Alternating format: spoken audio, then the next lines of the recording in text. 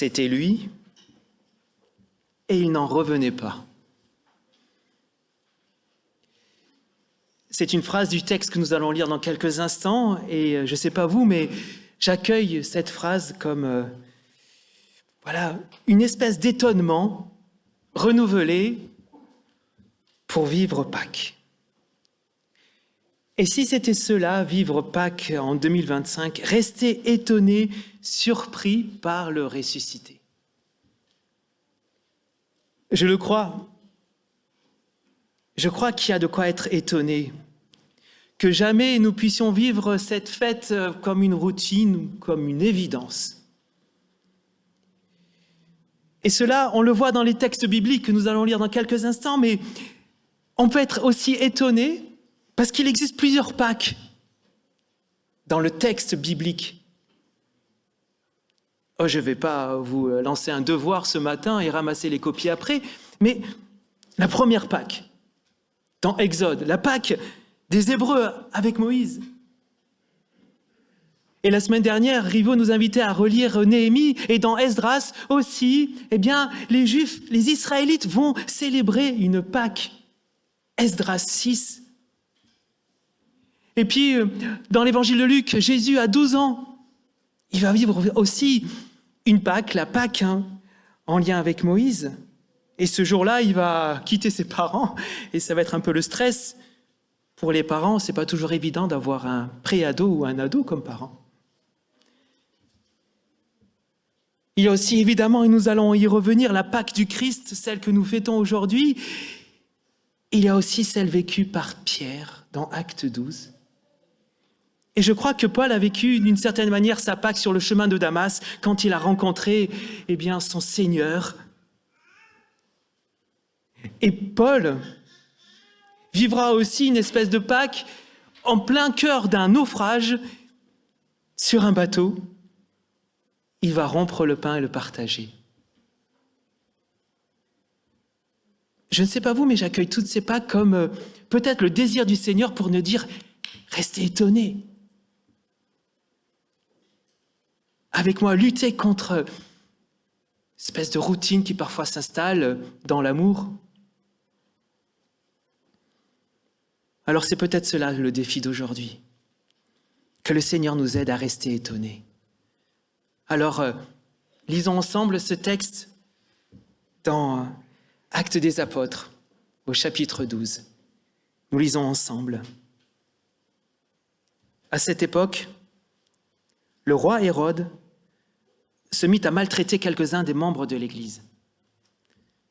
Il fit mourir par l'épée Jacques, le frère de Jean. Quand il vit que cela plaisait aux autorités juives, il fit encore arrêter Pierre durant la fête des pains sans levain. La fête des pains sans levain, donc Pâques. Hérode le fit saisir et jeter en prison, et il chargea 4 groupes de 4 soldats de le garder. Il pensait le faire juger en public après la Pâque. Pierre était donc gardé dans la prison, mais les membres de l'Église priaient Dieu pour lui avec ardeur. Et durant la nuit, alors que Hérode était sur le point de le faire juger en public, Pierre dormait entre 2 soldats.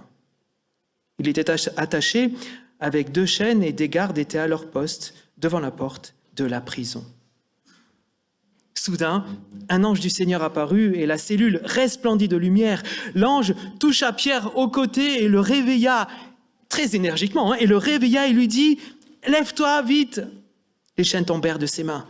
L'ange lui dit « Mets ta ceinture et attache tes sandales. » Pierre lui obéit et l'ange ajouta « Mets ton manteau et suis-moi. » Pierre sortit de la prison en suivant l'ange. Il ne savait pas si ce qui arrivait avec l'ange était réel. Il pensait avoir une vision. Ils passèrent le premier poste de garde, puis un second. Ils arrivèrent à la porte de fer qui donne sur la ville. Cette porte s'ouvrit d'elle-même, littéralement dans le texte en grec, automatiquement. Et devant eux, et ils sortirent. Ils s'avancèrent dans une rue, et tout à coup, l'ange quitta Pierre. Alors Pierre se rendit compte de ce qui était arrivé, et il se dit, « Maintenant, je vois bien que c'est vrai. Maintenant, je vois bien que c'est vrai. Le Seigneur a envoyé son ange, et il m'a délivré du pouvoir d'Hérode et tout ce que le peuple juif me souhaitait. Quand il eut compris la situation, il se rendit à la maison de Marie, la mère de Jean, surnommée Marc.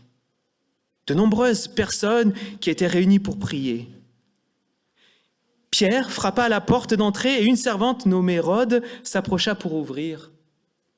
Elle reconnut la voix de Pierre et en fut si joyeuse que, au lieu d'ouvrir la porte, elle courut à l'intérieur annoncer que Pierre se trouvait dehors.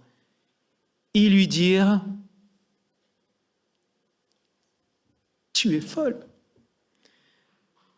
Mais elle assurait que c'était bien vrai. Il dit alors « C'est son ange !» Cependant, Pierre continua à frapper. Les disciples ouvrirent la porte. C'était lui. Et il n'en revenait pas. De la main, il leur fit signe de se taire et il leur raconta comment le Seigneur l'avait conduit hors de la prison. Allez l'annoncer à Jacques et aux frères.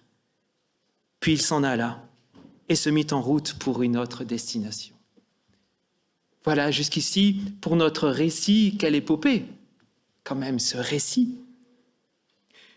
Avant de saisir à nouveau en quoi nous pouvons être étonnés par ce texte, j'aimerais pointer quelques évidences, quelques éléments communs que nous trouvons dans plusieurs Pâques de la Bible. Pâques advient toujours dans une situation de crise. Crise des Hébreux, crise des disciples, leur maître est mort quand même. Crise pour l'église de Jérusalem, nous voulons de le lire, avec cette mort de Jacques et une persécution qui advient, et aussi une crise pour Pierre, le voici enfermé. Pâques arrivera toujours dans une situation de crise. Un autre point commun que l'on trouve dans toutes les Pâques, c'est qu'il y a des tyrans. Pâques, les tyrans sont au pouvoir. En d'autres temps, ce fut Pharaon, on se souvient de Pharaon. Une espèce de despote du travail, ce travail qui peut rendre esclaves les humains. Intéressant quand même. Il y a Ponce Pilate avec Jésus. C'est un fonctionnaire romain qui a été reconnu pour avoir crucifié à tour de bras. Et Ponce Pilate lui-même était au service d'empereurs tyranniques. Ici, nous avons Hérode. Et dans la famille des Hérodes, le grand-père, le père et le fils sont des tyrans. Et là, on le voit, et parfois peut-être que ça se voit encore un peu aujourd'hui, c'est un peu un opportuniste quand même. Est-ce que la politique et l'opportunisme font bon ménage ? Parfois oui. Et je me suis dit, est-ce que le pouvoir rend fou ? Quelqu'un a dit oui dans la salle, c'est pas moi. Mais à Pâques, le mal est là et dans toute son épaisseur. Mais ce qui m'a étonné, et là je rentre un tout petit peu après les points communs, il y en aurait d'autres, mais dans bien des Pâques, c'est qu'il y a une espèce de crise de foi. C'est pas une crise à cause du chocolat, une crise de foi. À Pâques, on a toujours affaire à des durs à croire. Les chrétiens et les disciples ont eu du mal à croire. Et si on relit le premier texte, je dirais dans l'Évangile, ils ont du mal à croire. Vous relisez dans Matthieu 28, ils vont voir Jésus, mais certains eurent des doutes. Est-ce bien lui ? Est-ce... Et que dire de Thomas, qui a quand même eu des sacrés doutes ? Que dire aussi des disciples qui accueillent ce soir-là une femme qui dit « Mais j'entends la voix de Pierre. » Mais non, mais tu es folle. Contre toute attente, ce sont les chrétiens qui ont besoin de vivre Pâques. Ce sont les chrétiens qui ont besoin à nouveau de vivre Pâques. Parce que nous le voyons aussi dans la Pâque de l'Évangile et dans cette Pâque que nous avons lue, il y a un risque de se replier sur soi. Le repli sur soi menace les chrétiens. Et je crois que c'est un étonnement quand même. Mais un autre étonnement surgit, c'est que Dieu bouscule à Pâques. Dieu ne veut pas nous laisser tranquilles à Pâques. Et nous l'avons vu avec l'ange. Dans le texte, il secoue Pierre. Je ne sais pas si à Pâques, Dieu est en train de nous dire « Hey, réveillez-vous les chrétiens! Debout! Où sont vos craintes? Pourquoi restez-vous enfermés en vase clos ?» Car nous dit le Seigneur car nous dit le Seigneur à Pâques et particulièrement à l'église de Jérusalem, aucun tyran ne peut tuer l'église. C'est quand même une bonne nouvelle. Aucune crise ne peut tuer l'évangile, aucune crise ne peut tuer l'église. En gros, personne ne peut arrêter ce qui a été commencé. Et c'est là qu'on comprend quand Jésus dira « Les portes du séjour des morts », quand il parle de l'Église, ne prévaudront pas sur elle. Car ceux qui fondent l'Église, eh bien, c'est la Pâque de notre Seigneur. Le Seigneur qui donne la vie, et on pourrait dire le Seigneur trop fort. Le Seigneur nous libère de la mort. Alors l'église de Jérusalem l'a vécu en direct, on pourrait dire, et Pierre aussi l'a vécu en direct. Mais en fait, et c'est là aussi l'étonnement qu'il faut garder, chaque croyant, par la foi, vit personnellement la Pâque du Seigneur. Chaque croyant accueille ce que le Seigneur a fait pour lui, personnellement. Dit autrement, à Pâques, c'est comprendre et accueillir avec étonnement. Je meurs, mais c'est pour toi. Je ressuscite, c'est pour toi. Ta mort, je la prends sur moi et je te donne la vie. C'est ce qu'on appelle l'échange admirable. Par la foi, nous sommes morts avec lui. Par la foi, nous vivrons avec lui. À Pâques, nous pouvons dire, et c'est ça, cet étonnement qu'il faut garder, en lui, nous sommes passés de la vie, de la mort à la vie. Pierre l'a vécu en direct. L'église de Jérusalem l'a vécu en direct. Mais nous, c'est par la foi. Nous vivons, nous avons vécu, nous vivons et nous vivrons par la foi, par sa grâce, sa Pâque. Autrement dit, fêter Pâques, c'est fêter non seulement la Pâque du Seigneur, mais aussi notre Pâque. Et je crois qu'il y a de quoi rester étonné. Pour rester étonné par la foi, il faut comprendre qu'il y a 2000 ans, son histoire, c'est mon histoire. Non seulement l'histoire passée, présente, mais à venir. Car ce qu'annonce aussi la résurrection du Christ, c'est ce que nous avons proclamé ce matin, n'est-ce pas? Oui, merci. Le Christ est ressuscité, il est vraiment ressuscité. Nous croyons que le Christ est ressuscité le premier. Cela veut dire que nous aussi, nous allons ressusciter un jour. Sa Pâque annonce ma Pâque, ta Pâque, notre Pâque. Il nous précède.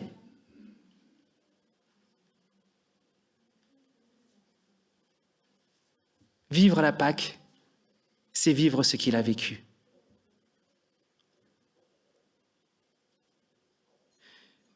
C'est étonnant, n'est-ce pas? Alors là, normalement, vous devriez dire oui, c'est étonnant. Mais ce qui m'étonne aussi, c'est que ce que produit Pâques. Pâques produit le témoin.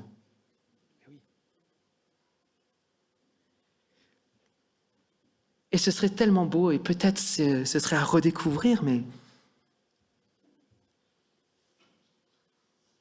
devenir témoin. Si nous lisons les textes, que ce soit de l'Évangile ou ici, Pâques produit le témoin. Et là, je comprends en fait peut-être l'Église catholique qui baptise le soir de Pâques, parce que baptiser aussi, c'est devenir témoin. Et ce qui est touchant, c'est que ce ne sont pas des témoins qui sont sûrs d'eux, mais étonnés, c'est sûr. Pâques serait-il pour nous l'occasion de rester étonnés en témoignant de cette vie reçue par le Seigneur?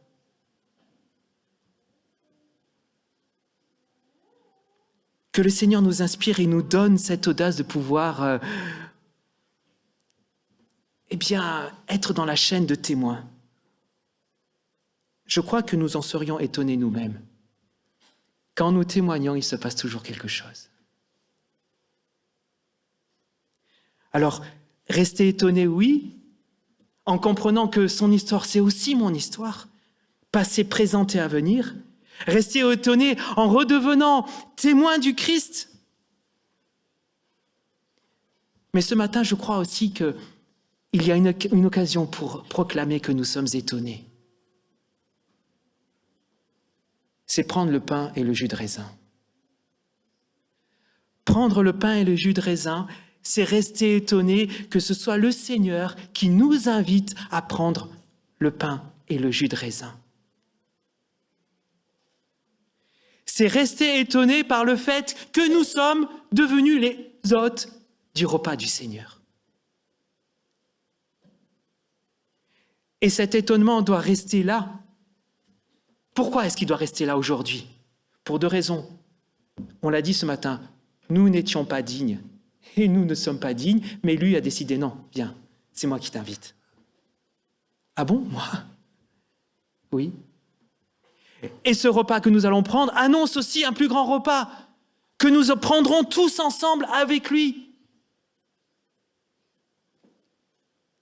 Dans Ésaïe 25, l'un des plus beaux chapitres, alors tous les chapitres sont beaux, le Seigneur préparera lui-même un repas pour toutes les nations. Le Seigneur viendra lui-même préparer. Il y aura, imaginons un peu, quel est votre plat préféré? Mais oui, c'est comme ça qu'il faut le lire. Vous imaginez, et c'est cela qu'il faut rester étonné, vous imaginez, un jour on va manger, mon repas préféré, ce sera avec qui? Tous ensemble, mais avec le Seigneur. Il y a de quoi nous étonner quand même. Oui, restons étonnés. Mon frère, ma sœur, c'est toi que le Seigneur invite.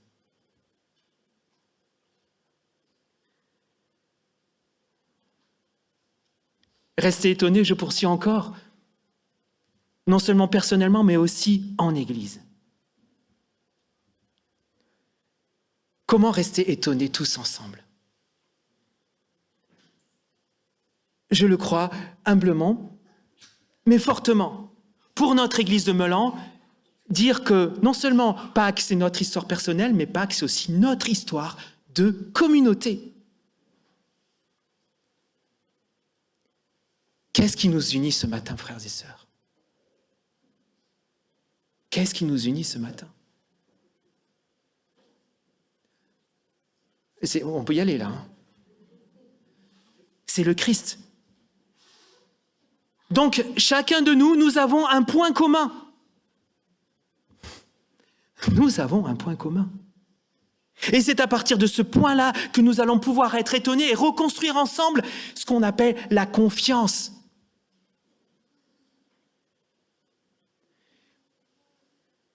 Et je crois que c'est cela qui doit nous rester en éveil et étonnés.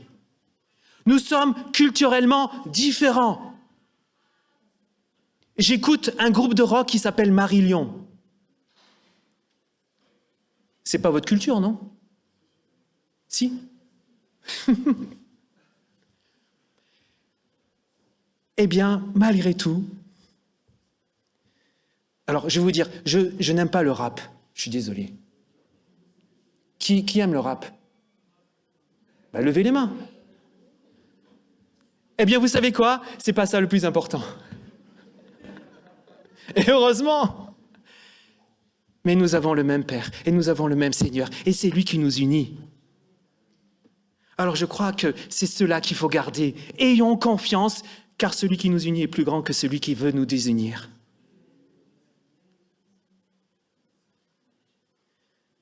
C'est ça aussi, vivre Pâques communautairement. Retrouver ensemble celui qui nous unit, retrouver la confiance.